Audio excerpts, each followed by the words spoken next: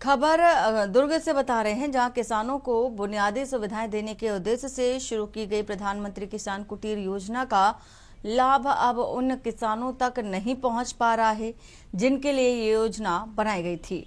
दुर्ग जिले में कृषि मंडी बोर्ड के अधिकारियों की मनमर्जी और भ्रष्टाचार के ने इस महत्वाकांक्षी योजना को ही सवालों के घेरे में ला दिया है।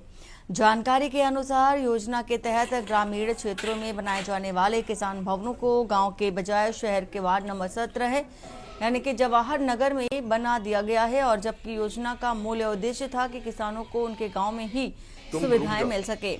प्रत्येक भवन निर्माण के लिए 19 से 22 लाख की स्वीकृति दी गई, लेकिन अधिकारियों द्वारा करीहडी के लिए स्वीकृति भवन को शहर में बना दिया गया, जो सीधे तौर पर नियमों का उल्लंघन है।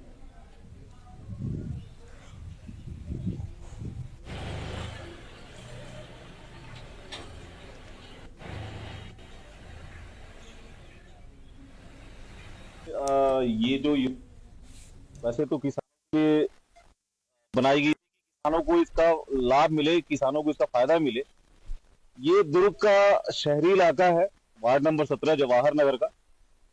यहाँ पे ये जो किसानों के लिए बनाया जाना था, जो उनके आराम के लिए बनाया जाना था, उनकी सुविधा के लिए बनाया जाना था, ये लगभग इसका उद्देश्य ये था कि जहां जहां कृषि जहां पे धान खरीदी होती है उसके आसपास हो, किसान जहां पे बहुत अधिक संख्या में हो, वहां पे उनको आराम के लिए या उनकी सुविधाओं के लिए बनाया जाए।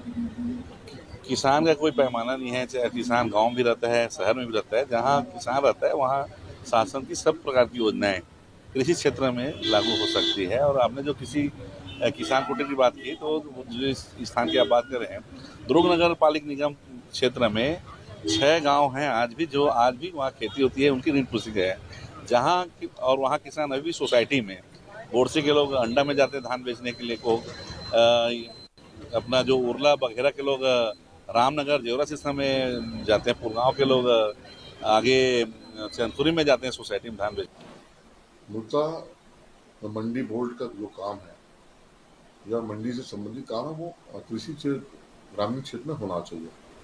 और किसान अगर कुटीर बनना तो जनरली एक गांव में बनना चाहिए, किसानों के लिए सुविधा के लिए है और किसानों के लिए है। तो ये अगर कहीं शहर पे होता है तो उसको शहर में क्या ये मद खर्च कर सकते कि नहीं कर सकते, मेरे संज्ञान में नहीं है। और इसमें बातचीत करके, और अगर इसमें कोई गलत होगा तो इसमें कार्रवाई करने के लिए हम लोग बात कहेंगे।